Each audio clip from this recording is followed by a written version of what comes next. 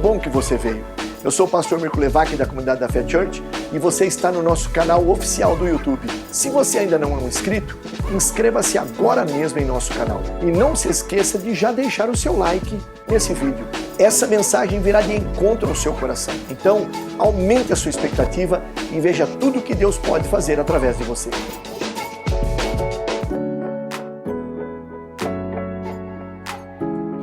Amém? Jó, capítulo 1. A partir do versículo 13.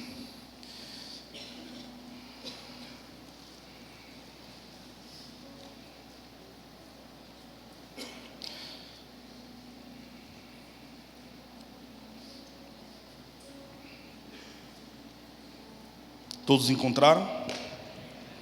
Diz assim: certo dia, quando os filhos e as filhas de Jó estavam desfrutando do seu banquete, comendo e bebendo vinho na casa do seu irmão mais velho, um mensageiro chegou trazendo a seguinte notícia a Jó: eis que teus bois estavam lavrando a terra, e as jumentas pastavam perto deles. Então repentinamente surgiram os sabeus, e os atacaram, e os levaram. E não obstante, eles ainda mataram teus servos ao fio da espada. E só eu consegui escapar para poder contar-te o que aconteceu. Enquanto o mensageiro ainda falava sobre esse assunto, chegou um outro e então exclamou: fogo caiu do céu, incinerou as ovelhas, e os servos foram consumidos. Certamente um raio caiu lá. E eu fui o único que sobrevivi para te contar o que aconteceu. Enquanto este ainda falava, explicando o que estava ocorrendo, veio um outro mensageiro e disse: os caldeus dividiram-se em 3 grupos, atacaram os camelos e os levaram, e ainda mataram os teus servos ao fio da espada, e só eu escapei para trazer-te essa notícia. Enquanto este acabava de dar sua informação, chegou um outro com a seguinte notícia: teus filhos e tuas filhas estavam comendo e bebendo vinho na casa do seu primogênito, seu filho mais velho. E de repente veio um forte vento do deserto e atingiu com fúria os 4 cantos da casa, que desabou sobre os jovens, e todos eles então morreram. E eu fui o único que escapei e sobrevivi para te contar o ocorrido. Ao ouvir isso, Jó levantou-se, rasgou o seu manto que vestia, raspou a sua cabeça, e logo em seguida ajoelhou, encostando o seu rosto no chão, e em sinal de humildade adorou a Deus. Eu quero falar sobre isso, sobre esse fenômeno que todo adorador deveria ter fundamentado nas Escrituras. Eu quero falar sobre adoração no dia de más notícias. Amém? O interessante é que todos nós somos compostos, nós compomos o cardápio da superinteligente obra do Criador.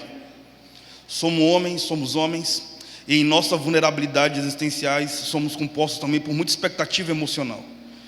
Existe uma caixa existencial na humanidade que inevitavelmente Piaget, Vygotsky, Skinner, Freud, Vallon, Jung, Lacan, Carl Rogers, os caras que fundamentam pedagogia, andragogia, que é a ciência que educa a mente de um adulto, pedagogia é a ciência que educa a mente de uma criança e de um adolescente, e psicologia ou psicanálise, que traz o comportamento da investigação das emoções humanas. Todos nós somos compostos por expectativas evidentes a partir de uma camada piramidal emocional que evidencia em nossos corações muita expectativa em relação ao nosso modo de viver. Todos nós temos dias de más notícias, inevitavelmente. A grande verdade é que, por algum motivo, o sofrimento também foi composto na biografia do próprio Cristo, trazendo então a característica que existe sabedoria na superação da dor. Por isso que Salomão, eu estou escrevendo os comentários da carta de Eclesiastes, Salomão, de forma muito significativa, ele também traz uma afirmativa de que é melhor ir a um lugar onde há luto do que ir numa casa onde há festa. Mais vale a tristeza no rosto que o sorriso, porque com a tristeza do rosto se faz melhor o coração. De forma interessante e muito peculiar, é inevitável não falar, por exemplo, dos autores do Novo Testamento. Já parou para pensar que Jesus foi um presidiário? A nível sociológico do comportamento judaizante, a partir de uma política romana e de uma cultura grega? Já parou para pensar que Jesus foi presidiário, que você adora alguém que foi um presidiário? Sim ou não? Ou é absurdo para você? Já parou para pensar que as cartas do apóstolo Paulo, foram escritas todas em cadeia? Sabia que Paulo foi presidiário? Sabia que João, aos 80 anos, ou melhor, aos 90 anos, no governo de Domiciano, após Nero subir no alto da torre de Mecenas, tacar fogo na cidade de Roma, dos 14 bairros de Roma, apenas 10 bairros foram intensamente incendiados. Os 4 bairros que não foram incendiados em Roma eram intimamente povoados por cristãos e por judeus, o que deu a Nero o álibi de colocar a culpa nos cristãos. Surgiu uma perseguição tão contundente contra o cristianismo no primeiro século, que faltou madeira para confeccionar cruz para assassinar os cristãos. Foi aí que Tertuliano, o filósofo da época da patrística, ele afirma que colocaram então cristãos amarrados em mastros, como o bispo de Tiatira, e ele se tornou uma tocha para clarear as noites escuras de Roma, o que historicamente, possivelmente, também configurou o início dos postes elétricos, ou aquele que traz iluminação em temporadas de escuridão. Ou seja, o sangue dos mártires foi a semente da igreja, e de forma muito peculiar, há muita sabedoria após a superação da dor. E isso compõe o cardápio da superinteligente obra do Criador. Porém, biblicamente falando, é inevitável. A dor de Jó é mais intensa do que imaginamos. O texto, provavelmente você tem uma configuração de conhecimento, por ser uma igreja que mergulha tanto no conhecimento, ou na investigação do ensino bíblico. Você sabe que o livro de Jó foi o primeiro livro a ser escrito da Bíblia. Quantos sabiam disso? Não foi Gênesis. Quando Moisés, que provavelmente foi o autor do Pentateuco, dos 5 primeiros livros da Bíblia, quando Moisés, então, ele tem um comportamento de conversão ao Deus judeu. Você imagina, quem foi Moisés? Um cara que passou 40 anos comendo de toda erudição. Ele foi um historiador de divindades. Ele foi um cara que teve um comportamento muito significativo como investigação científica. Passou 40 anos no palácio de Faraó. É chamado de príncipe pelos hebreus, por Flávio Josefo, o historiador dos hebreus, e pela literatura que ele mesmo escreve.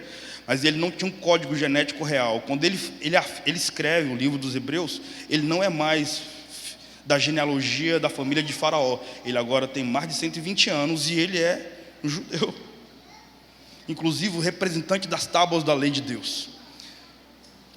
Mas quando ele escreve de forma muito peculiar sobre as afirmativas do início das civilizações, do homem primata, do comportamento da linguística a partir da queda da Torre de Babel, e de toda a evidência científica, quando ele escreve sobre Gênesis, a história de Jó já tinha passado mais de 2000 anos antes dele. 2000 anos. Logo, o livro de Jó foi o primeiro livro catalogado nessa literatura do Antigo Testamento. E Jó, ele tem uma história muito peculiar e quase que folclórica. Eu sou acadêmico de humanas.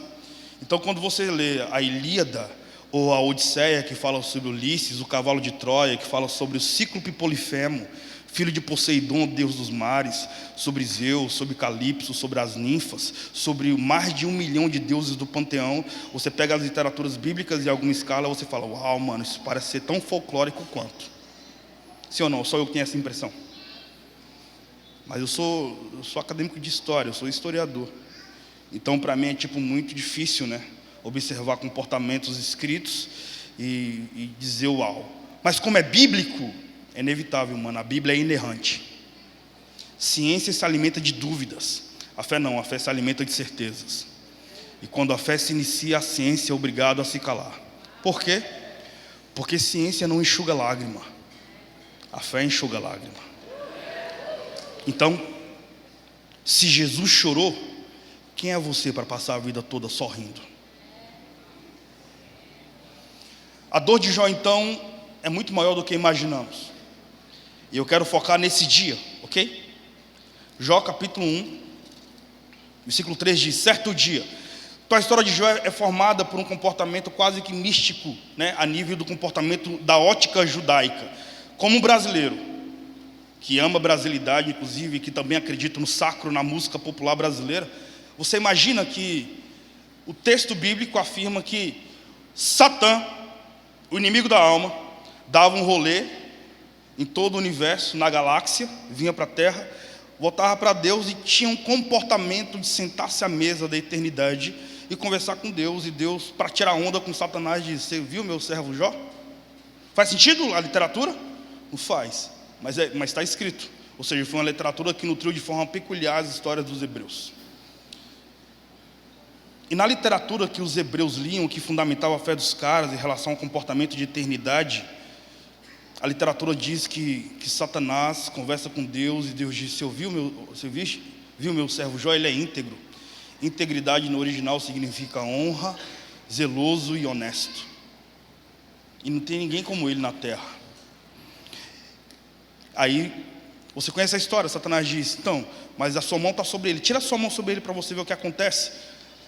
Aí Deus vai e permite o inimigo da alma tocar nos elementos da vida de Jó que não eram primários, eram secundários, mostrando que existe na nossa vida o que é importante e o que é imprescindível.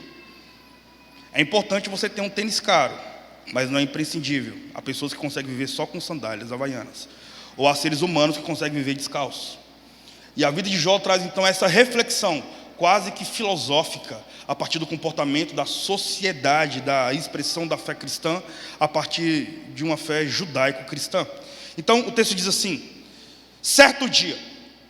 Então eu peço para que você não foque na biografia significativa e erudita de Jó, foca só nesse dia. Qual dia? O dia de más notícias. Nesse dia que nos faz ser semelhantes a Jó, nesse dia que compõe o cardápio da existência de todos nós, quando a vida é de verdade, aquele dia em que você escuta algo que vai ter um problema real e que você vai necessitar de uma solução real, e que inevitavelmente as lágrimas vão rolar, ou que inevitavelmente o sorriso vai brotar, ou dependendo de onde você colocou a expectativa da sua fé, porque decepções é a somatização da expectativa frustrada.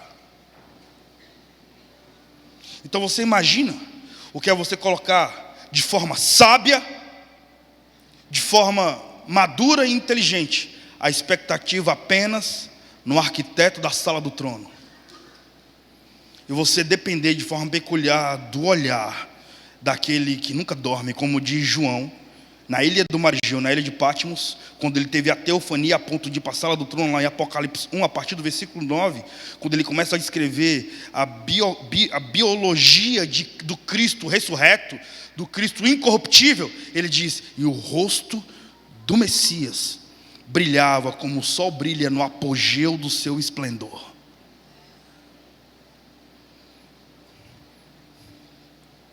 Logo, a dor de Jó é mais intensa do que nós imaginamos, porque nesse dia de frustração, o texto diz, vamos ler novamente, ok? Aqui eu finalizo então a introdução e eu vou pregar. Vamos ter parte A, parte B, na parte C eu vou finalizar. Parte A. Certo dia, quando os filhos e filhas de Jó estavam desfrutando do banquete, numa temporada de celebração, no dia de celebração, onde você jamais imaginaria que existiria um acidente de percurso. Nesse dia, qual dia? Um dia de festa. Vinho no judaísmo simboliza presença de Deus, felicidade e santidade. No dia em que os filhos de Jó estavam bebendo vinho, ou seja, glorificando a Deus, vinho nas escrituras, sobretudo no comportamento judaizante, simboliza presença de Deus, felicidade e santidade. Por isso que Jesus inicia a Santa Ceia com vinho. Por isso que o primeiro milagre de Jesus é transformar H2O em vinho. Porque um casal que se casasse a nível sociológico, um casamento social judaico, que durava 7 dias, nesse casamento, se não tivesse vinho, o casal que se casasse sem vinho em sua cerimônia matrimonial, seria visto como um casal que não seria abençoado pela eternidade. Então, a nível sociológico, a partir da cultura judaizante, esse casal entrava na câmara nupcial, tinha um ato libidinoso. Se não tivesse vinho, o casal ia para fora da tenda e ambos eram apedrejados até a morte. Porque é inadmissível um casal casasse no judaísmo sem Deus aprovar aquela cerimônia matrimonial. Jesus, então, quando ele transforma H2O em vinho, o milagre não é transformar uma substância fisiológica em outra substância fisiológica. O milagre é assumir substância orgânica como a vida. Jesus interfere uma temporada de morte, transformando água em vinho, devolvendo ao casal presença de Deus, felicidade e santidade. Na Bíblia você vai ter várias características de figuras de linguagem, como, por exemplo, quando Deus manda Moisés liderar um povo com uma bússola, e indo até a terra de Canaã, a terra que manava leite e mel. Leite, todos nós sabemos que é alimento básico. Mel é o que dá sabor. Logo, Deus levaria o povo para uma terra onde teria o básico, mas o básico com muito sabor. E esse comportamento é bíblico, histórico, humano, sem tempero de ideologia ou de poesia, anuncia aquilo que Deus determinou na humanidade. Então imagina que nesse dia de celebração, onde os filhos de Jó estavam bebendo vinho, o mensageiro chegou e trouxe a seguinte notícia. Qual dia? Nesse dia de más notícias. Eis que os teus bois estavam lavrando a terra e as jumentas pastavam perto dos bois. Então repentinamente surgiram os sabeus e os atacaram e levaram. E não obstante, eles ainda mataram seus servos ao fio da espada. Olha que interessante. Jó não perdeu funcionários apenas. O interessante é que a dor de Jó foi mais intensa que imaginamos, porque Jó não perdeu apenas empregados, bois, jumentas, camelos e ovelhas. Ele perdeu também filhos. O texto diz que nesse dia de má notícia, Jó perdeu funcionários. Repete comigo, funcionários. E o que são empregados? O que são os funcionários? São os facilitadores na vida de um patrão. Os funcionários são os que fazem as indústrias funcionarem. São as carruagens de um negócio. Os funcionários são aqueles que fazem a máquina se mover de forma significativa. Logo, Jó não perdeu empregados. Jó perdeu facilitadores da vida quando os seus servos morreram. A dor foi muito mais intensa. No dia mau, Jó não perdeu apenas funcionários, ele também perdeu ovelhas. O que são ovelhas? Biblicamente falando, as ovelhas são os que cedem a lã, para que no tempo do frio haja conforto e possibilidade de viver em temporadas abaixo de zero. Jó perdeu facilitadores a partir dos funcionários. Jó perdeu ovelhas, aquelas que trazem lã, e aquelas também que são características de sacrifício. Sabe o que é cordeiro? Cordeiro, ou melhor, sabe o que é uma ovelha? Ovelha é um ex-cordeiro. O que é cordeiro? É um bovino, uma ovelha, uma cabra, virgem, que nunca se acasalou e nunca foi passado navalha sobre sua lã. O que é uma ovelha? Ovelha é um ex-cordeiro. É aquela que produziu lã. E para produzir lã, o pastor tem que bater na pele da ovelha. Por isso que Salomão diz que o cajado na ovelha endurece a cerviz. Porque quando a ovelha ativa a lã, ou quando a lã da ovelha cresce de forma significativa a nível de biologia, significa que ela ativou uma autodefesa. Porque o cajado do pastor tem uma função apenas. Eu estou falando de biologia, de reforma agrária, de campo, ok? O cajado desse pastor do campo é só para direcionar a ovelha. Se o caminho é pela direita, então se a ovelha for pela esquerda, vai pegar o cajado e devolver para o caminho. Mas de repente a ovelha, enfim, está só indo para a esquerda. E o pastor, um dia, 2 dias, uma semana, um mês, um ano, mano. Chega uma hora que o pastor cansa e é aqui! Bate, e vai batendo, bate. Que a ovelha ativa a autodefesa e a lã cresce. Para quê? Para amortecer o cajado do pastor. A lã crescendo, a lã abafa a visão e abafa a audição. A ovelha para de ver pastor e ouvir pastor. Mas eu não estou falando de pastor eclesiástico, estou falando de pastor da reforma agrária.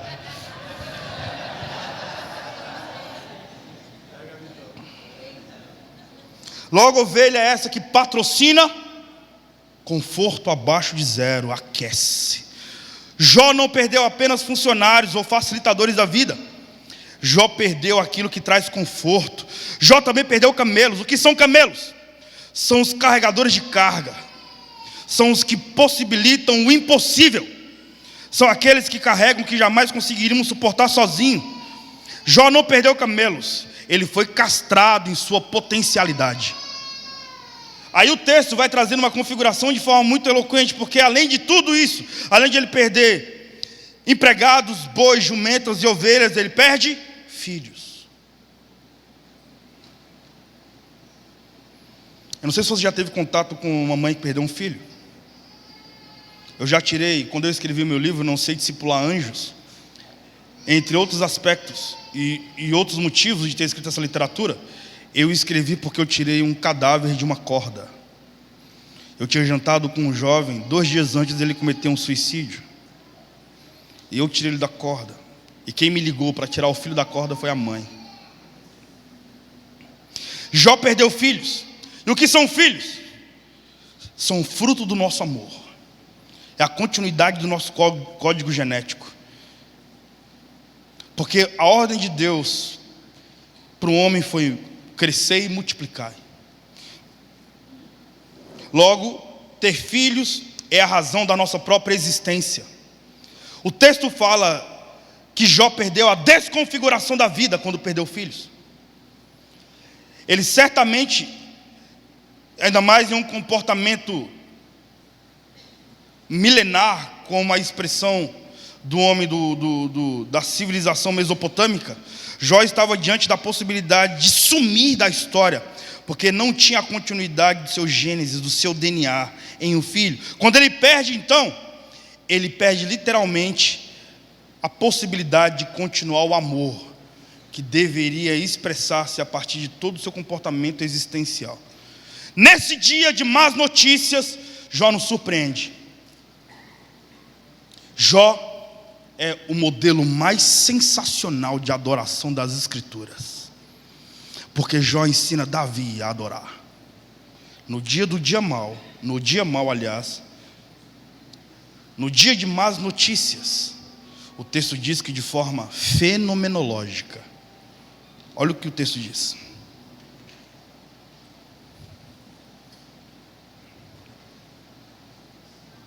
Versículo 20 do capítulo 1.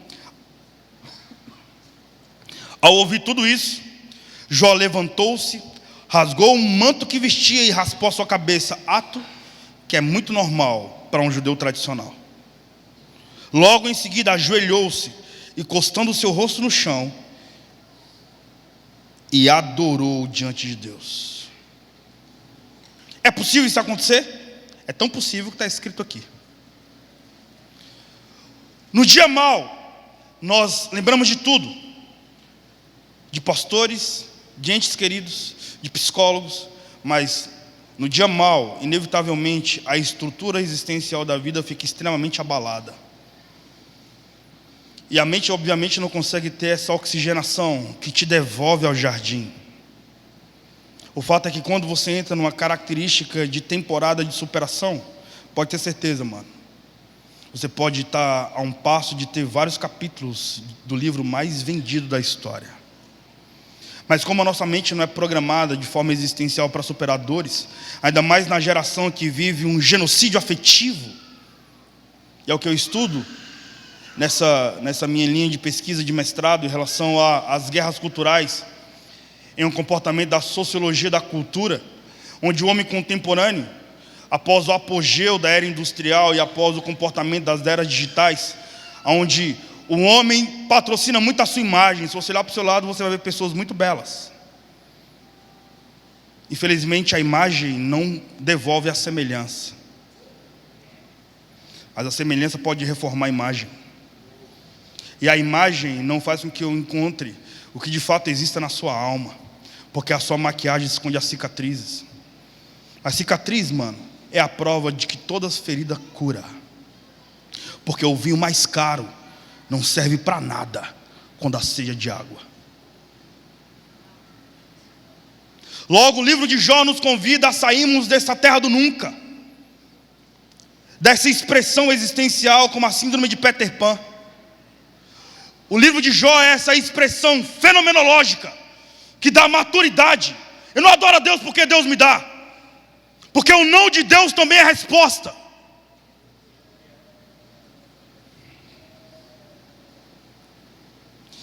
Aí, mano, o texto continua. Texto bíblico. Versículo 21. E exclamou: nu saí do ventre da minha mãe, nu partirei dessa terra. Deus deu, Deus tomou. Louvado seja o nome do Senhor. Que é Jó? O equilíbrio da evidência da nossa adoração. Adoração não pode ser só adoração quando você tem sorriso nos lábios. Adoração não pode ser só adoração quando você tem lágrima nos olhos. Adoração não pode ser só adoração quando o meu bolso está recheado com grana. Adoração não pode ser só adoração quando eu estou nos pícoros ou no apogeu da vida. Adoração também não pode ser só adoração quando eu estou na caverna ou no vale. O fato é que as Escrituras nunca te enganou. O mesmo Deus que livrou Daniel da cova dos leões foi o mesmo Deus que colocou os mártires na boca dos leões. O que é isso, mano? Deus. A expressão humana que faz homens com características pessoais muito diferentes olhar para o mesmo elemento, a cruz, e cada um de nós vemos a cruz de forma diferente. Por isso que Paulo diz em 1 Coríntios: para os judeus a cruz é um elemento. Para os judeus, sou judeu, olhando para o mesmo elemento, para a cruz, para o judeu a cruz é loucura. Aqui é loucura, o elemento é a cruz, é a eternidade. Meu Deus, que loucura! Aqui para os gregos não. Uau, que sabedoria! Sabedoria! Aqui para os judeus não. Loucura! Para os gregos não. Sabedoria! Depende da escola que você aprendeu sobre Deus. Você pode ter raiz profunda, mano, para intimidar ventos, ou você pode só ter imagem para os ventos te derrubarem. O sensacional é que no mundo espiritual não adianta nada você crescer para cima se você não cresceu para baixo.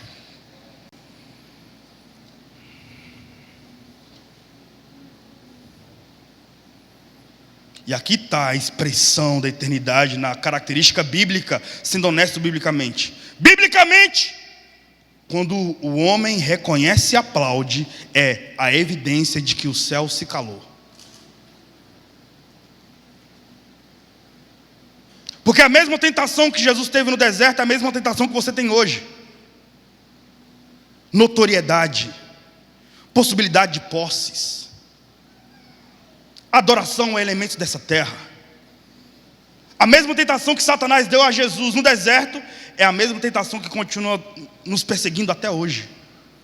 Só que Jesus era a palavra, é o haja luz. E a luz, quando denunciou as trevas, analisou o caos. E porque a luz brilhou, o caos foi denunciado, foi organizado. O evangelho é a luz, mano. Porque o haja se tornou carne, o haja é o verbo, a palavra, cara, é a palavra.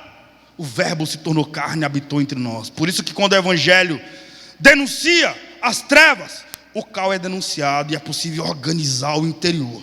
O interior organizado por Deus, inevitavelmente, você, discípulo, ou dizendo-se discípulo, necessitará ser maduro e sábio.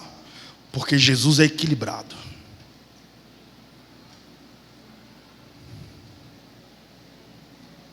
Obrigado pelo seu amém tão eloquente.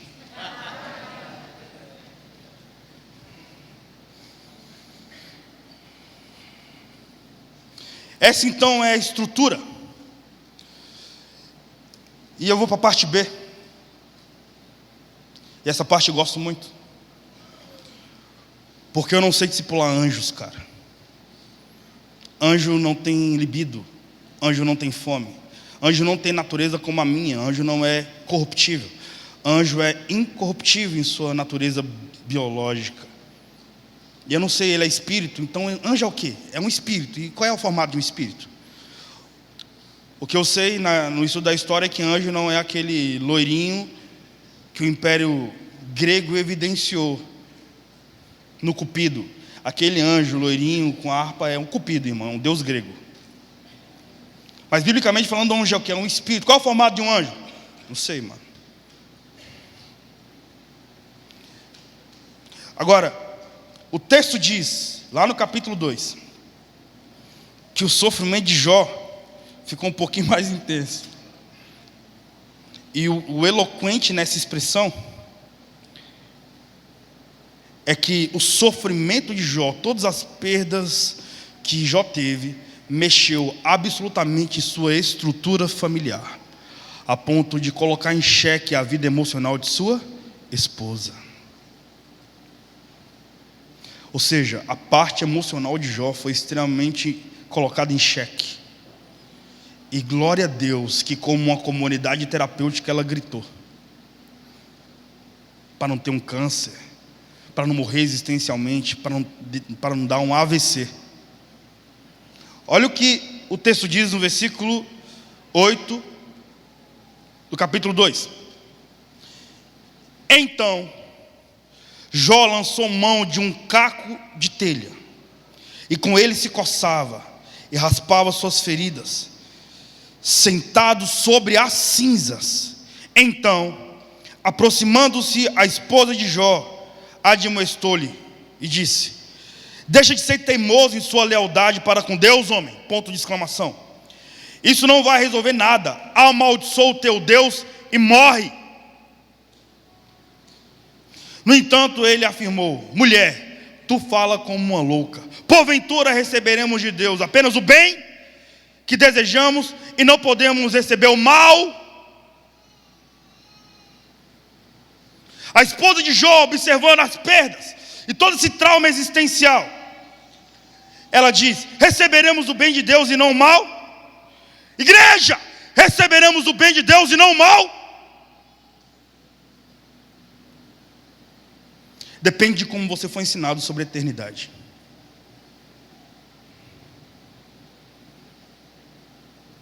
Porque eu não adoro Deus só no verão, eu também adoro Ele no inverno. Porque eu não adoro Deus apenas no nascimento, eu também adoro Deus no luto. Porque eu não adoro Deus só quando eu passo em prova, eu também adoro Deus quando sou reprovado.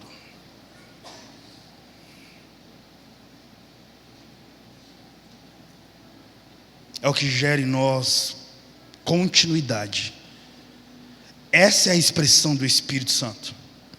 Porque a principal característica de alguém que é batizado com o Espírito Santo não é fluir em dons.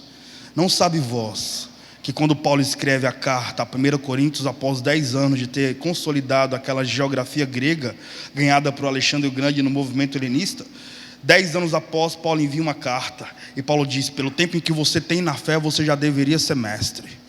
Eu lamento porque ainda você é menino inconstante. Por isso eu preparei-vos um alimento sólido, mas eu vou te passar leite. Já parou para pensar que a carta de 1 Coríntios para Paulo era leite? Aí, de forma muito intensa, como uma raiz, Paulo diz: vocês fluem no Espírito. Vocês fluem de forma eloquente nos dons, mas não conhecem nada sobre o batismo no Espírito. Por isso que há tantas confusões entre vós. Aí vem a carta de Atos dos Apóstolos. Lucas, o médico, grego também, ele afirma que Jesus disse, após passar 40 dias após sua ressurreição na terra, ele vai subindo, a comitiva de 120 homens aproximadamente vê ele subindo, junto com 70, mais os 12, Jesus sobe, e Jesus diz: eu vou para o Pai, eu vou para a glória, mas deixarei convosco o Espírito Santo, que é o Espírito de consolação. Qual é a característica primária do Espírito Santo a partir de Jesus, dos lábios de Jesus, não dos discípulos de Jesus, mas de Jesus? Consolado. Atos dos Apóstolos nem aconteceram na história dos homens, e Jó já estava vivendo os frutos do Espírito a partir da consolação. Viver dias maus é possível na história dos homens. Superar os dias maus também, porque você sabe que no fim da história de Jó, Deus restitui ele em dobro. Portanto, olhando na perspectiva existencial humana, onde o fluxo de dor até Cristo não se ausentou, eu compreendo a frase que a esposa de Jó afirmou: amaldiçoa teu Deus e morre. A nível existencial, sociológico, também antropológico, a partir do esgotamento emocional que eu e você vivemos, é muito compreensível entender a dor do outro. Por quê? Porque só é possível entrar em ti quando tu se esvaziar de ti, para que eu caiba em ti, para que sejamos nós. Só é possível tu entrar em mim quando eu me esvaziar de mim, para que tu caiba em mim, para que sejamos nós. Porque o sensacional não é você me apresentar o pai que é teu, porque talvez o pai que é teu é incompreendido na cultura que é minha. Eu também não posso te apresentar o pai que é meu, para que você não se sinta órfão na casa do pai. Só você que recebe. Por que o pai que é teu não olha para mim? Eu me sinto órfão de pai vivo se eu apresentar dessa forma. Que tal então ambos nos esvaziarmos, para quando sentarmos à mesa onde cabe todo mundo, porque na mesa onde Jesus é rei, senta filhos de princesas e filhos de escravos. Nessa mesa todos nós somos chamados de reino e sacerdotes. Que tal então ambos nos esvaziarmos, para quando sentarmos à mesa encontrarmos um pai que é nosso? Porque não sabe vós, irmãos, que quando Paulo de Tarso morreu, Dimas, primeiro vida louca da história, já estava na Nova Jerusalém. Ou seja, o ladrão da cruz já estava lá. Talvez foi ele o anfitrião que recebeu Paulo, que recebeu um novato Paulo na Nova Jerusalém. O que é isso? Um mistério. Logo imagina a dor da esposa de Jó. Amaldiçoa teu Deus e morre. A pressão existencial, o foco de tensão, as masmorras emocionais. Uma mulher sendo espancada por carrasco emocional, perdeu facilitadores, perdeu funcionários, amigos de infância. Filhos brincaram juntos, senhores, pessoas novas, pessoas que ela colocou lá para abençoar a nível sociológico. Perdeu aqueles que levavam a carga, jumentos, camelos. Perdeu filhos. Talvez perdeu netos. Perdeu sobrinhos. Não sei. Perdeu a beleza da vida. Quando ela diz: ei, amaldiçoa teu Deus e morre, eu compreendo. Porque talvez em algum momento você amaldiçoou Deus só porque perdeu um namorado. Talvez por muito pouco. Porque você bateu o dedão na quina do prédio. Porque alguém passou na sua frente no trânsito. Então nós não temos a glória de um juiz para sentenciar a existência vulnerável dos homens. Eu estudo a devolução dos afetos nas ciências humanas. Thomas Hobbes, ele sentenciou o amor, dizendo que o homem se tornaria vulnerável se ele acreditasse na possibilidade do amor. E eu te digo, é uma blasfêmia reduzir o amor a um sentimento. Amor é uma atitude, não um sentimento. Sentimento é simpatia. Há pessoas que são apáticas, há pessoas que são antipáticas. Há pessoas que são simpáticas. E simpatia é um sentimento sem efeito. O que a minha simpatia trouxe de vulnerável, de benefício para você? Nada. Logo, simpatia é a esmola dos sentimentos. Deus nos chama para amar. E amor não é um sentimento, amor é uma atitude. Porque Deus amou, que se deu, a ponto de colocar em xeque a sua própria glória por homens corruptíveis como nós. Agora imagina se a expressão da continuidade desse apogeu de amor. Spinoza sentencia a esperança, dizendo que quando o homem tem esperança, ele pode ser frustrado em sua expectativa. E Freud, ele começa a trazer a observação na psicanálise dos órgãos vitais. Os órgãos vitais não são o que você vê. O maior órgão do corpo humano é a pele. Se eu passar a minha unha sobre a minha pele, o máximo que eu posso adquirir nesse presente momento é alívio ou irritação. Mas se você abrir minha caixa craniana e passar as unhas na minha massa cefálica, inevitavelmente eu vou morrer. Você não vê minha massa cefálica nem a sua, mas é possível nós chegarmos à conclusão empírica, existencial e biológica que os órgãos vitais são mais importantes do que os órgãos que você está vendo. Se pegar uma agulha e furar meus olhos, inevitavelmente eu serei cego, mas vou continuar vivo. Como diz Rubem Alves, ostra feliz não faz pérola, e o homem continua fotossintetizando.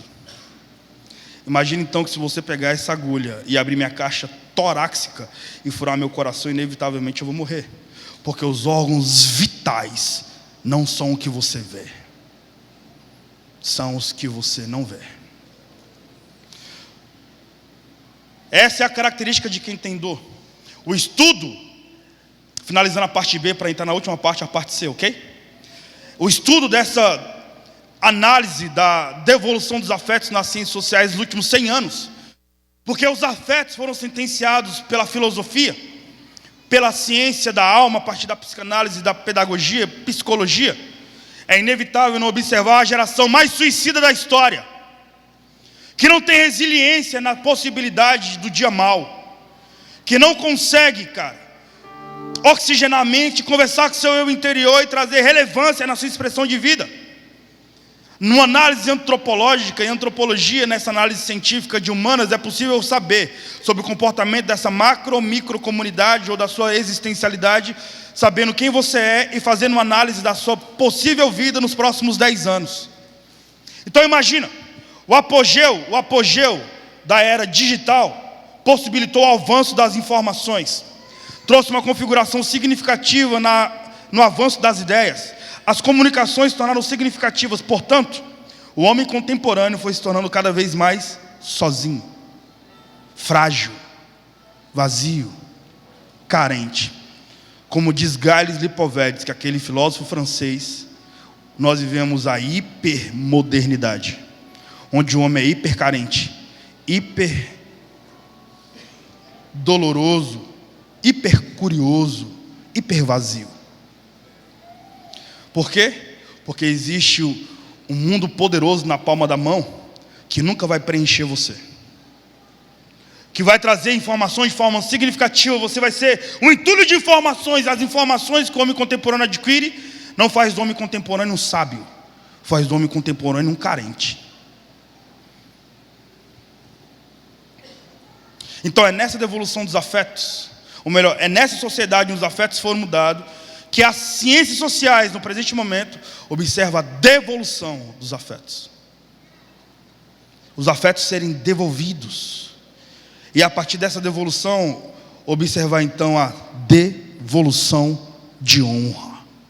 A possibilidade de você oxigenar. E a adoração, a contemplação do belo, o mergulho no divino, é o que possibilita um homem a relaxar na sua forma de expressão almática, a ponto de oxigenar a minha mente e dizer: levanta a cabeça, sacode a poeira e dá a volta por cima, vai de novo, persevera, porque a perseverança é a única estrada que a eternidade utiliza para devolver a honra. Aplauda o nome de Jesus, porque Ele é poderoso.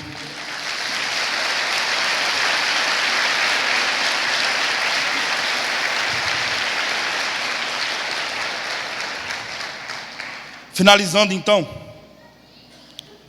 entro na parte C, e com muita sensibilidade, respeitando esse altar, e gerando inclusive um amor muito mais profundo do mergulho bíblico, eu quero te influenciar a você respeitar a inteligência de Deus. E quando você lê as Escrituras, não leia um versículo isolado, leia o livro todo. Pesquise sobre quem escreveu, por que escreveu, o tempo histórico, sociológico, filosófico, o tempo político, quem era o governador da época, o apogeu da mentalidade política da época, para quem escreveu e a motivação da escrita. O nome disso são princípios básicos de hermenêutica. Você vai chegar a uma configuração onde Deus, Ele sempre é tão inteligente a ponto de trazer sobre sua vida sabedoria. E sabedoria, é poderoso. Jó significa saindo do vale, concorda comigo? Concorda comigo, igreja? Você que é um leitor das Escrituras? O que precede Jó é Salmos. Salmos simboliza a adoração, sim ou não? Sim ou não? O que precede Salmos é Provérbios, que significa sabedoria. O que precede Provérbios é Eclesiastes, significa maturidade. Jó com Salmos, saia do vale, mas saia do vale adorando. Jó, Salmos e Provérbios, saia do vale adorando a partir da sabedoria. Jó, Salmos, Provérbios e Eclesiastes, saia do vale adorando a partir da sabedoria, mas seja liderado pela maturidade. Sem maturidade, você não vai entender processos. E os processos são nobres. Com isso eu louvo a Deus, porque a partir da adoração, A adoração, então, é essa comunidade terapêutica que oxigena a alma. É essa expressão fenomenológica que possibilita, em temporadas de cavernas, de vales, o apóstolo Paulo louvar e as placas tectônicas se moverem, cadeias se abrirem. É na adoração que o impossível acontece. É na adoração, mano, que o sublime refrigera o caos. E o poderoso em tudo isso é que certamente você já viveu dias muito ruins. Certamente você já viveu dias muito bons. Certamente, cara, toda essa expressão nos ensina que se você tiver uma temporada de luto, chora. Uma temporada de festa, sorria. Uma temporada de reflexão, torne-se sábio. Viva os processos. Seja como nós éramos na infância. Nós, que eu digo, a galera dos 30 anos para baixo. Dos 30 anos para cima, aliás. A galera dos 30 anos para cima, 30, 40, 50, 60. Quando a infância era real. Quando na infância todo mundo estava na rua, subindo em cima de árvore, pegando manga. Quando a galera estava na rua, sendo chamado de neguinho, gordinho, feinho, boca feia, dente feio, orelhudo. E isso não fazia com que nós entrássemos em um foco de tensão e ficássemos depressivos. A criatividade vinha e dizia: e você, narigudo, sei o quê, bochechão. E brincava. Na infância, jogava golzinho, jogava em fica, biloca, pipa, chutava a bola e quebrava o pé, chutava o dedão, sangrava, apanhava na rua, chegava em casa, apanhei, a mãe batia em casa. Já que eu apanhei na rua, apanhei em casa, eu vou bater na rua. Chegava em casa, bati num garoto, pá, apanhava também. Oxi. Isso gerava resiliência. Não tínhamos possibilidade de termos uma erotização infantil. Por quê? Porque a gente estava persuadindo, vivendo comunidade terapêutica, vivendo humanidade. Comunidade. Sabe o que significa a palavra eclésia? Igreja, comunidade. Vivendo igreja, vivendo comunidade, sendo ser humano. Sabe o que significa a palavra ser humano? Vindo do divino, sendo a continuidade de quem ele é, proporcionando o jardim, não em uma selva de pedra, mas na pureza da existencialidade. A galera dos 30 anos para cima, quando chegava na adolescência, não pensava em sexualidade, porque tinha história de infância para contar na adolescência. Passávamos horas. E eu que apertava a campainha e saía correndo. É? E eu colocava fezes na campainha que você apertava. Aí ia só essa disputa de brincadeiras, cara. Eu estou falando de coisa de adolescência. Na época, quem tem 30 anos para cima entrava na menarca aos 17, aos 15, aos 14, aos 12 no máximo, a primeira menstruação. Hoje, são 5 anos de idade. Então nós não tínhamos adolescentes depressivos. Nós tínhamos adolescentes que tinham história da infância para contar. Esse adolescente se tornava adulto, tinha história da adolescência para contar. Detalhe, na minha época tinha puberdade. Hoje existe depressão, substituindo a puberdade. Ou seja, a dor vai te dar possibilidade para você ir para um degrau. Eu me machuco para curar, mano. Para mostrar aqui, não morri não, menino. Está aqui, ó. Está vendo essa cicatriz aqui? E você gerar resiliência.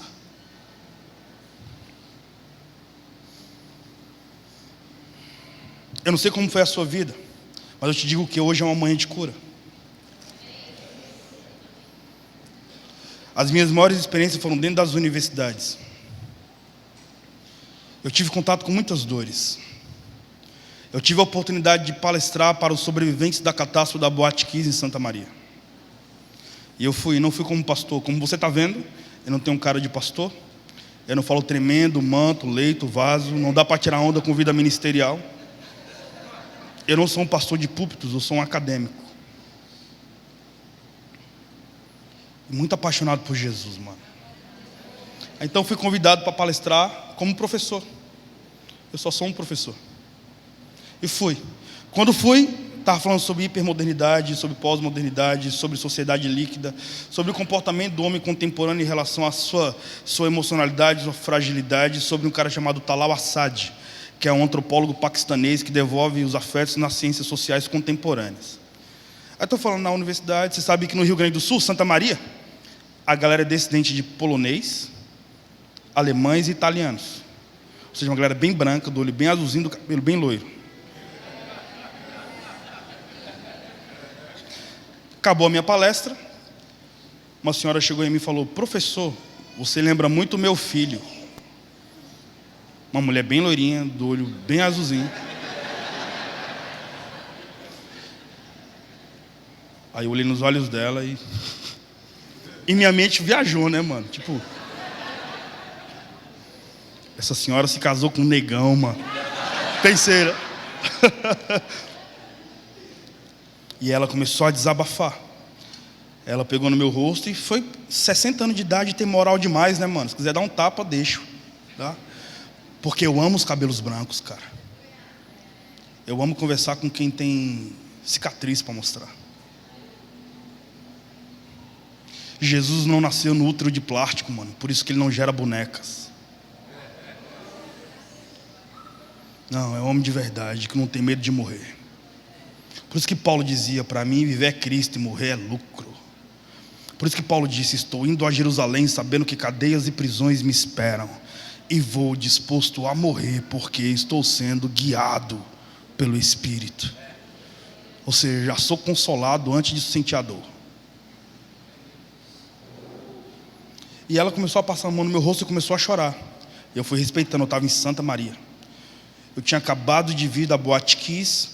Não sei se você já foi lá, mas é um local onde pessoas expressam suas solidariedades, levando para lá flores, rosas e cartas.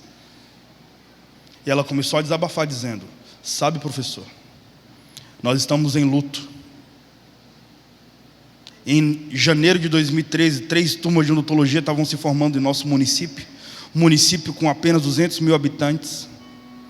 E ela disse: os nossos filhos, sempre no plural, nossos filhos. Os nossos filhos contrataram uma banda de sertanejo universitário, contrataram a Boate Kiss, que era a maior casa de show daquele momento. Hiperlotaram a casa. Um dos integrantes da banda de sertanejo universitário começou a fazer pirotecnia com fogo. A faísca incendiou o estofado. Começou a exalar gás tóxico. Os estudantes saíram correndo. 680 estudantes sobreviveram. Os seguranças, vendo a movimentação, fechou as portas com medo dos caras não pagarem a conta, porque eles não sabiam o que estava acontecendo no interior da boate. E ela falou: 242 estudantes morreram carbonizados. Os nossos filhos tiveram tanta fobia da morte, professor, que eles raparam a parede da Boate Kiss com os ossos da mão. As mulheres com salto alto começaram a pisotear os corpos que estavam no chão, então deformaram o rosto dos cadáveres. Todos ficaram inchados e com a expressão desconfigurada. Eram tanto cadáver, mano, 10 cadáveres é muita coisa em um só local. Imagina 242. Desovaram nossos filhos no ginásio da cidade.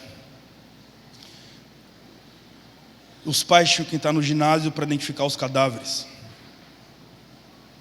E quando não identificavam os cadáveres apenas na visibilidade, os pais tinham que ligar no celular dos cadáveres. Aí ela chorou sofridamente e falou. Aí pegou no meu rosto, me deu um beijo e falou: e você lembra muito meu filho. Eu entrei no ginásio para identificar um filho e encontrei meus 4 filhos mortos. Aí eu abracei ela, chorei copiosamente, cara. Chorei tanto que minhas lágrimas banharam a cabecinha branca daquela senhora. E ela falou para mim: professor, o seu abraço lembrou o abraço do próprio Deus. Eu tive a revelação do corpo de Cristo aí. Eu sempre falo essa história porque ela é muito clássica no meu ministério. E para mim ela é um start de um tempo de muita sensibilidade. E ela falou: o seu abraço lembra o abraço do próprio Deus. Eu tive a revelação do corpo de Cristo aí. E disse para ela: sim, filha. Aí me fiz pastor. Disse: sim, filha, esse abraço é o abraço do próprio Deus, porque eu sou o corpo dele na terra. E aí, o córtex cerebral libera substâncias fisiológicas. Entre as substâncias fisiológicas está a oxitocina, que é a substância do amor. É o córtex cerebral que libera a oxitocina, o amor. O corpo não libera amor. Eu não sou cabeça. Cabeça é só Jesus. Eu sou Jesus do pescoço para baixo. Logo, o corpo de Cristo necessitará ser glorioso, porque a cabeça de Cristo é gloriosa. Se o corpo não for glorioso tão quanto a cabeça, significa que o corpo está divorciado da cabeça. E um corpo sem cabeça é uma assombração. Amei aquela senhorinha, cara. E o meu coração, obviamente, fica muito sensível todas as vezes que lembro dessa história. A dor, quando você vive ela e você supera, te faz um ser humano a ponto de compreender outras dores. Quem não vive a sua dor e vive num penlounge, ou em uma característica existencial de festa, ou de um mergulho em um clube pessoal e particular existencial, é inevitável, mano. A insensibilidade sempre vai ser característica. Eu vou te dizer uma parada. Grava o que eu estou dizendo, e digo com muita sensibilidade. Sociologicamente falando, existe um fenômeno entre a burguesia e o gueto. Os filhos do gueto são apaixonados pelos pais. Pelos pais não, pela mãe, porque geralmente filho do gueto nem pai tem. A mãe acorda cedo, pega 2 ônibus, vai ser empregada doméstica ou trabalha num subemprego. E geralmente ela que vai ser uma comunidade terapêutica para os filhos da burguesia. A mãe chega em casa, talvez o filho está entrando numa vida de criminalidade, ela tem moral para dar um tapa na cara do filho, o filho continua amando, chamando a mãe de rainha, minha rainha. No gueto, os filhos são apaixonados pelos pais. Na burguesia não, a burguesia, os filhos odeiam os pais. Porque quem é pai de porcelana dos filhos da burguesia são as mães que saem dos guetos. Outro fenômeno sociológico é no gueto. No gueto não existe fenômeno de suicídio. Suicídio é um fenômeno da burguesia. Porque no gueto todo mundo é sofredor, todo mundo se ajuda. A senhorinha está com a sacola pesada, há tanta sensibilidade que o cara olha e sai correndo.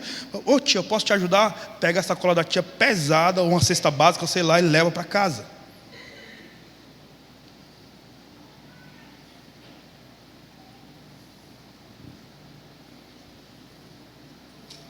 Eu entendo sobre sensibilidade, louvo a Deus, porque através da Sociedade Bíblica do Brasil estou comentando o livro de Jó.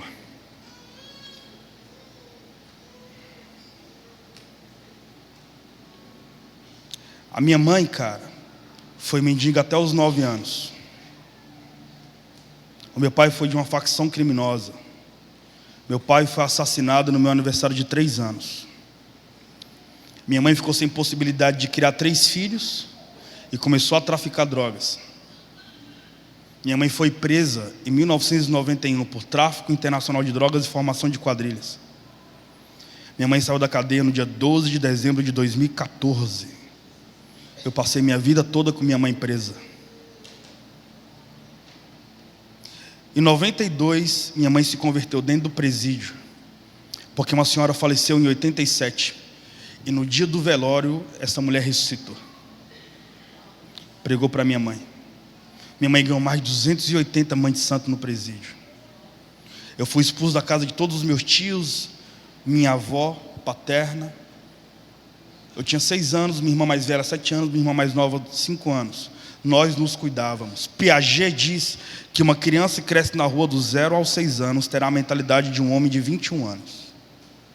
E ele devaneia dizendo: imagina qual é a idade mental desse sujeito na casa dos 20. Será um velho caquético. Eu ouvi tanto sobre Jesus na cadeia, visitando minha mãe, que eu ouvi mais sobre eternidade no colo da minha mãe presa do que eu ouvi nos maiores pregadores do Brasil. Gerou uma hipersensibilidade no meu coração. E louvo a Deus, porque eu sempre me senti muito excluído. Mas quando eu li que Jesus veio de Nazaré, eu falei: Jesus é da quebrada, mano. É inevitável, por mais que a teologia contemporânea afirma que Jesus foi extremamente próspero, historicamente falando, e ainda mais eu sou professor de história, na camada piramidal, feudalismo, Existem os servos, uma vez servo, nunca nobre, sempre servo. Lembra disso? Quinta série, lembra? Uma vez servo, nunca nobre, sempre servo. Depois você tinha os nobres, uma vez nobre, nunca servo, sempre nobre. Depois tinha coroa, uma vez coroa. Príncipes só se casavam com princesas. E depois você tinha um clero. Jesus é de Nazaré. Por mais que ele ganhasse muitos bens, sociologicamente ele nunca sairia de servo para ser nobre. Por quê? Por causa do feudalismo. Característica sociológica da época dele. Portanto, aquele que não nasceu em berço esplêndido foi gigante pela própria natureza. Aquele que se existencializou ao lado de fezes bovinas exalou o mais nobre perfume da sensibilidade humana. É dele que eu quero ser a continuidade. É ele que eu quero falar poeticamente e trazer a glória da eternidade de Deus, exercendo para órfãos como eu paternidade, e dizendo: você é parte do apogeu da Nova Jerusalém, represente-me, seja o corpo. Quando eu tinha 6 anos, eu pensava que maconha era um perfume. Todo mundo da minha quebrada tinha cheiro de maconha. E eu, criancinha, mano, vigiava carro, ia pro lixo da feira pegar verdura e fruta, ia pro lixo do açougue pegar carne para levar para minhas irmãs. Ou comprar ovo. Amo ovo, brother. Um dos melhores alimentos do mundo.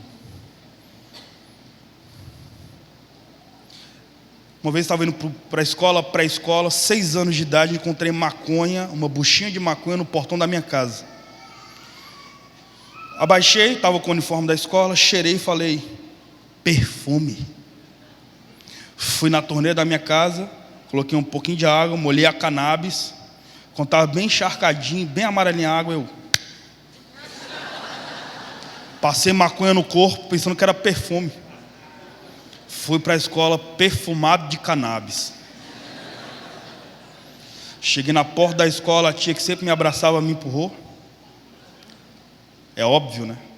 Conversou com o coordenador pedagógico, chegou na minha sala de aula, a tia já estava na porta, tipo, injuriada. E eu feliz, mano, primeira vez perfumado. Ela cruzou os braços, eu chegando na sala de aula, ela disse: você está fumando maconha, rapaz? Aí eu: fumando não, tia, mas passei no pescoço. Aí ela: ué, abaixou? O ato de se abaixar para conversar com uma criança é pedagógico. Por isso que o homem que poderia segurar o universo na palma das mãos abriu mão dessa glória para navegar no ventre de uma virgem, para que você compreenda Deus. A maior nobreza de Deus não é te deixar próspero, irmão. Porque você pode ter um fusquinha e subir ao monte, orar e dizer: pai, me dê uma Land Rover. Se o seu coração não tiver transformado pela glória do Evangelho, e se o seu nome não tiver manutenção ao estar escrito no livro da vida, você pode até ganhar uma Land Rover. Portanto, você estava indo para o inferno de fusquinha, mas agora está indo para o inferno de Land Rover. Bênção não é quando eu sou o destino dela.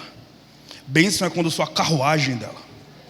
Logo, Jesus me abençoa para que eu abençoe uma geração. E o que é essa bênção que Deus colocou na minha vida, ao chegar em você, o que ela faz em você, isso é o meu louvor. Aí fui para a escola. A tia abaixou e falou: me explica. Aí eu: isso aqui não é perfume não, tia? Isso aqui não é maconha? Isso aqui não é perfume não? Cadê sua mãe, menino? Minha mãe está presa. Ela se emocionou, pegou na minha mão e eu pensei: deve ser crime vir para a escola perfumado. Pegou na minha mão, me levou na sala pedagógica, da coordenação pedagógica. Tinha o diretor da escola, o vice-diretor, uma psicóloga, um assistente social, 3 professores e a minha professora. E eu falei: ixi, por causa de um perfumezinho. Aquele dia eu recebi um batismo de consciência. Todas as vezes que eu ia visitar minha mãe criança, tinha um bocado de criança, então eu pensava que todos os pais de todo mundo estavam presos, porque falava para mim que minha mãe estava no hotel. Então para mim eu não ia no presídio, eu ia visitar minha mãe no hotel. Criança.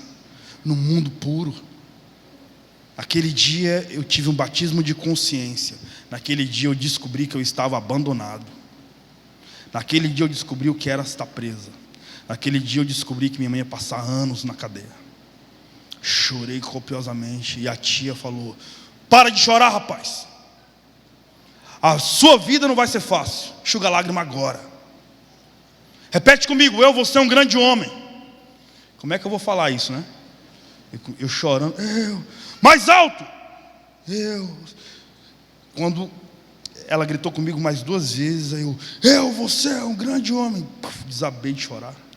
Ela me abraçou e falou: você vai crescer. E você vai estudar. E quando sua mãe sair da cadeia, você vai devolver a honra para ela. O tempo se passou, eu me converti com 8 anos. Eu amo as tias de coque, mano. Porque quando eu me converti, foram elas que me assumiram. E o ministério que eu exerço hoje é o fruto das orações de senhoras que nem sabiam ler, mas oravam: leve Gilbertinho para uma universidade. Hoje eu ministrei e palestrei em mais de 550 universidades. Ganhei para Jesus 80 mil estudantes universitários. Fiz alguns mochilões. Fui a todos os territórios da América Latina que o Império Inca instituiu o seu império. Eu fui de mochilão e fui sozinho. Mano, eu estava tão chapado, o avivamento foi tão contundente que quando o Faiô Universitário nasceu, o ministério que eu lidero, eu preguei em todas as faculdades da minha cidade, em Brasília. Subi em cima das mesas e praças de alimentações e pregava para todo mundo. Mano, 800 estudantes se convertiam em massa. 800. Palestrei em várias universidades na América Latina, porque eu fiz um mochilão, louco para fazer mestrado na Universidade de Cusco sobre os primatas da América. Chegava na universidade onde tinha muitos brasileiros estudando medicina, e a galera não consegue passar em medicina no Brasil, vai fazer medicina fora. O avivamento era tão profundo, foi tão profundo em sua gênese, que palestrava no auditório, o auditório se convertia em peso. Primeiro mochilão foram 2.700 estudantes de medicina alcançados. Segundo mochilão eu batizei uma porcentagem desses estudantes. Terceiro mochilão eu ordenei um pastor para cuidar dos estudantes. Quarto mochilão eu falei: vou para Machu Picchu, vai ser doido. Fui para Cusco, Machu Picchu, desci decidido, vou fazer mestrado na Universidade de Cusco. Quando eu cheguei na estação de trem para voltar para a cidade do sítio arqueológico, para a cidade de Cusco, minha irmã me ligou. Tinha um Wi-Fi, ela me ligou. Ele falou: Gil, minha mãe acabou de sair da cadeia. 12 de dezembro de 2014. Eu chorei e lembrei da minha professora e falei: então iniciou um processo de devolução de honra. Minha mãe se tornou minha filha. E eu sei que ela superou coisas muito, muito mais intensas que eu. Minha mãe, cara, é uma das mulheres que mais amo. Por quê? Porque me ensinou a valorizar uma gota de lágrima.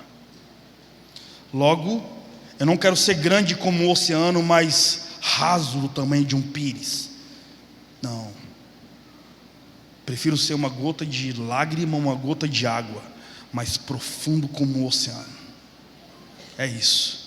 É tão profundo que o oxigênio fica pesado, só quando os lábios se abrem para falar da eternidade. E Jesus gera glória. Eu vejo Jesus nessa noite devolvendo a honra. Se Jesus fez isso comigo, imagino que Ele pode fazer com você através da adoração. Tenho certeza que através dessa mensagem você pôde experimentar um pouco daquilo que nós temos vivido aqui na Comunidade da Fé. Por isso, não se limite apenas em ficar do outro lado da tela. Não importa se você está longe ou perto, nós estamos com os braços abertos para te receber. Comunidade da Fé, um lugar para você amar e ser amado.